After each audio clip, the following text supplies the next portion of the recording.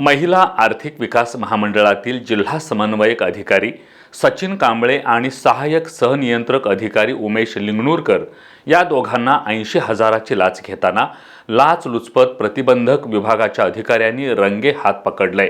शालेय गणवेशाच्या शिवणकामाचं बिल मंजूर करण्यासाठी या दोघांनी 80,000ची मागणी केली होती।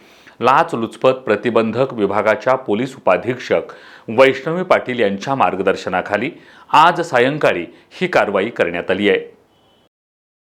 महिला आर्थिक विकास महामंडळ नागाळ पार्क कोल्हापूर येथील जिल्हा समन्वय अधिकारी सचिन कांबळे व सहाय्यक सहनियंत्रण अधिकारी उमेश लिंगणूरकर यांनी शाळांमध्ये गणवेश शिलाई करून मिळतो त्याच्यासाठी जे टेंडर भरलेलं होतं त्या महिला बचत गटाकडे टेंडरचं बिल मिळण्यासाठी व उर्वरित रक्कम मिळण्यासाठी काही रक्कम मागितली होती आणि रक्कम लाच असल्यामुळे त्यांनी तक्रारदारांनी आमच्याकडे तक्रार केली।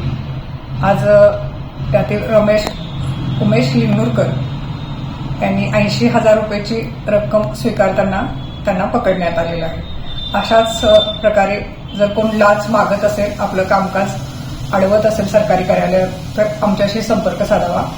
माझा संपर्क क्रमांक आहे 9764140777 व आमच्या कार्यालयाचा क्रमांक आहे 0231 54 09 79।